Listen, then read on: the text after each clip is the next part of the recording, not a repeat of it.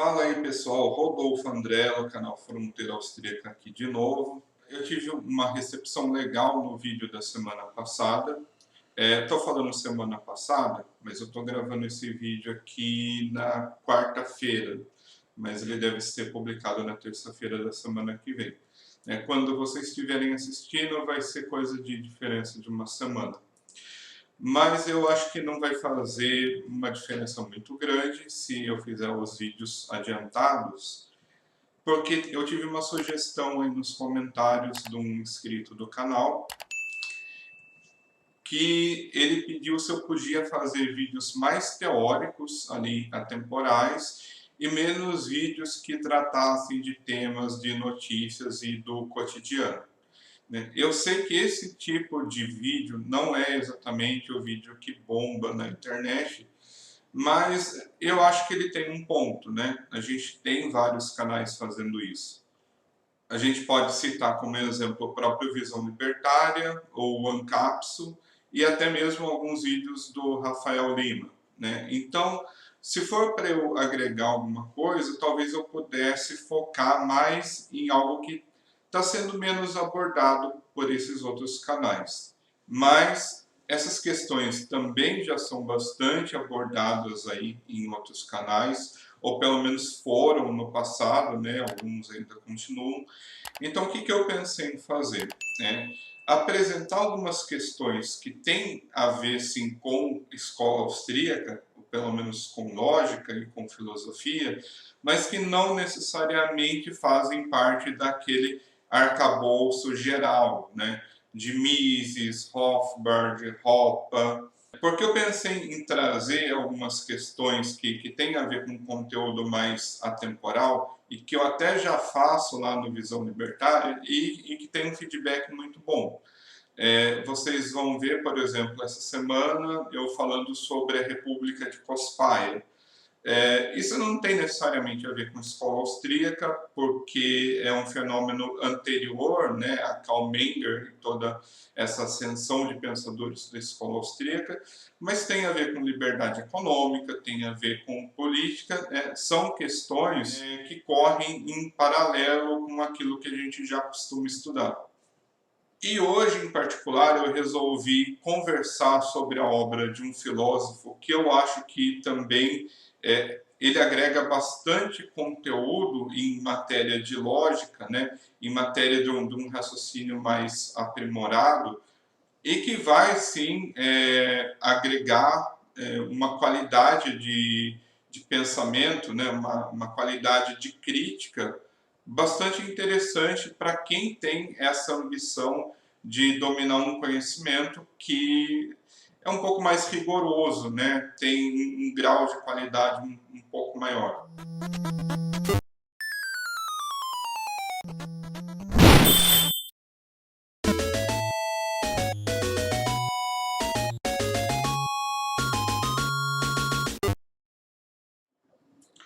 E que filósofo que é esse? O nome dele é Peter Kreeft. Ele é um professor americano, né, com a formação tradicional em filosofia, mas ele tem algumas obras que têm uma influência muito grande de Sócrates e da teologia católica, né? Eu não sei quem está, de repente, começando a assistir o canal agora e ainda não sabe, mas eu tenho uma certa bagagem teológica aí da minha época de protestante, mas hoje eu não me considero uma pessoa religiosa, mas ainda assim, né, eu acho que essa bagagem conta muito para a formação como indivíduo. Então, o que o Peter Kreeft pode apresentar para a gente de positivo para quem tem aí essa ambição de conseguir um grau de conhecimento um pouco mais aprofundado, né? Eu já li 4 obras dele, as 4 foram excelentes. A primeira obra que eu li do Kreeft foi meio que por acaso.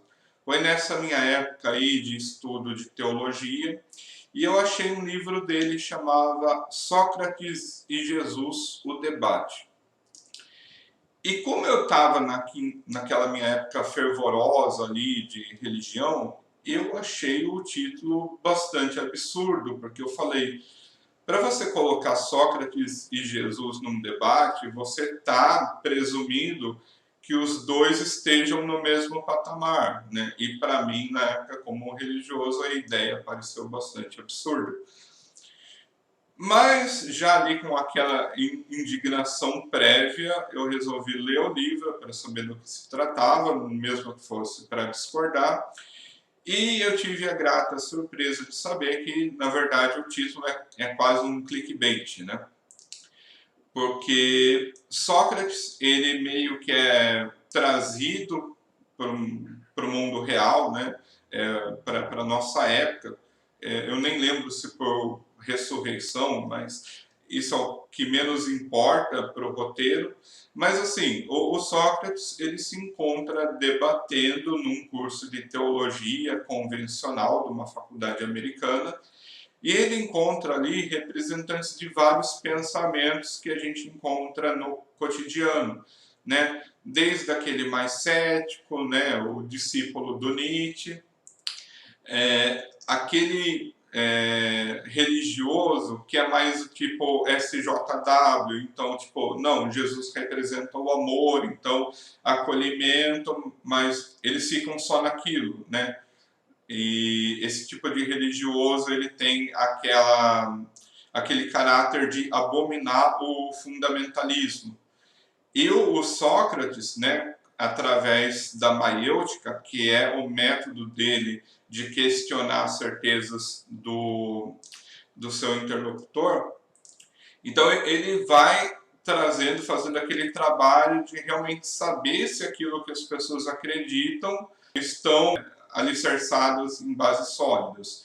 Então ele faz isso tanto com o cético, quanto com esse religioso mais hippie, né? Acho que a gente pode chamar o cara dessa forma, porque é aquele que quer abraçar todo mundo, ele quer ser tão acolhedor que ele acaba ignorando outras questões que são fundamentais dentro da teologia. E, né, passando desse livro, aí eu já fiquei muito fã do Peter Kreeft, por causa especificamente da maiêutica que ele usa, e ele vai repetir isso basicamente em todas as obras que eu já li. Depois a gente tem uma obra que ela chama O Debate Além do Túmulo, né? Se o título não tiver exatamente correto, depois eu coloco aí na descrição para vocês terem facilidade de encontrar. Mas qual que é a proposta do livro? Ele cria uma história baseando-se na morte do John Kennedy, do Aldous Huxley, né, que é aquele filósofo que ele tem um parecer mais místico sobre a religião, né? Ele acredita que todas as religiões têm um fragmento da verdade. E o C.S. Lewis, né, que foi também uma das grandes referências do Peter Kreeft. Né? Só um adendo, de repente nesse ponto você pode estar pensando, nossa, mas isso é tudo sobre religião? Na verdade não, né? Por isso que eu mesmo, não sendo religioso, eu estou recomendando esses livros, porque a forma com que ele trabalha os questionamentos são bastante interessantes. Eu vou inclusive citar um argumento que ele traz nesse livro da história do Lewis, do Kennedy e do Huxley. Né? Qual que é o roteiro do livro? Esses três morrem, a gente sabe que os três morreram num momento bastante próximo, então o Kreeft ele se aproveita dessa coincidência para dizer que os três se encontraram no outro mundo e começaram a ter um debate sobre questões relacionadas à verdade, à virtude, né, e com um panorama religioso.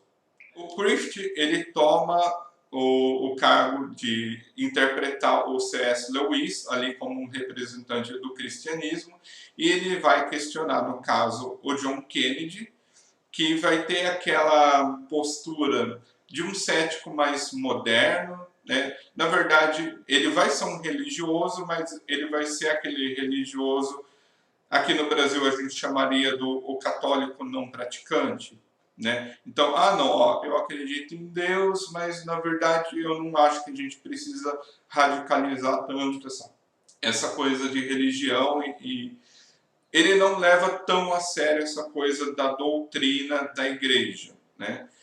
E por outro lado, você vai ter o Huxley que vai fazer às vezes daquela pessoa que ela é mais universalista. Então ela acredita que o cristianismo tem mérito, mas ele também acredita que outras religiões também têm mérito, talvez igual, né, ao próprio cristianismo. Então ele apresenta esse debate. O C.S. Lewis ele usa muitas ferramentas da maiêutica, tanto que quando o Kennedy vai debater com Lewis, o Huxley já adverte: cuidado, esse cara é a reencarnação do Sócrates. E a partir dali é uma coisa muito gostosa de se ler, tipo, serve tanto como entretenimento como uma forma da gente ter uma introdução melhor ali a questões ligadas à filosofia, ao debate da existência da própria verdade. Um argumento que eu trouxe para mim, que o Lewis usa, né? Na verdade o Griffith usa, mas o personagem vai usar, é a questão de você usar o relógio como argumento, né? E como que ele apresenta isso? Conforme os personagens vão debatendo, se eu não me engano, o Kennedy ele coloca o conhecimento moderno como superior. E simples assim, ele não fundamenta, ele acha que simplesmente o conhecimento que a gente tem na atualidade, por ser novo, é melhor do que o conhecimento antigo. Aí o Lewis ele vai usando a maiêutica para falar, mas você usa um relógio para você aferir a verdade? Tipo, um relógio é um instrumento com o qual você pode verificar a existência da verdade? Aí o Kennedy fala, não, eu não posso usar um relógio para isso. O Lewis, não, mas você está fazendo isso, né? Você está dizendo que um conhecimento que era válido numa determinada data não é mais válido porque pessoas que viveram numa realidade futura têm um outro tipo de conhecimento. Então você está dizendo que o calendário é um argumento, que o relógio é um argumento. E eu acho que esse paradigma é bastante interessante, principalmente quando a gente vê o debate econômico, né? É muito comum essa coisa dos Paul Krugman da vida, dos Paulo Gala da vida, a gente vê o cara falando, por exemplo, não, o Hayek, tudo bem, ele ganhou o Nobel, ele teve a importância dele até os anos 70, mas hoje a gente tem papers publicados muito mais modernos. Aí o cara simplesmente apresenta um paper lá de 2010, 2015 e acabou o debate. Simplesmente o ponto dele é que se você tem um paper de 2015, ele é necessariamente superior a alguma coisa que o Hayek escreveu 60 anos antes, né? Quando, na verdade, a filosofia, né, não tem como você usar como métrica para a filosofia que um argumento é mais novo e por isso é melhor, né? Ou quando você trata especificamente da natureza humana, né? E para nós austríacos essa coisa da ação humana vai ter uma importância central, né? Quando você fala de ação humana, você está falando de indivíduos que são basicamente os mesmos desde pelo menos a Revolução Agrícola, né? A gente poderia colocar isso ainda mais para o passado, né, da época da Revolução Cognitiva, que tem culturas diferentes, sim, mas né, até então você pode pensar, por exemplo, a teoria dos juros. É melhor você ter um valor acessível hoje do que você ter esse mesmo valor acessível amanhã, né? E a única coisa que vai justificar você não usufruir desse valor, desse bem hoje, é se você aplicar a dinâmica dos juros e tiver mais desse bem amanhã ou depois, né, ou no próximo ano, né? Então, por isso que essa coisa de você usar o relógio como argumento, né, ou você colocar que um conhecimento que foi elaborado 60 anos atrás, 2000 anos atrás ou até antes, ele é necessariamente inválido porque um outro teórico publicou um paper no ano passado, né?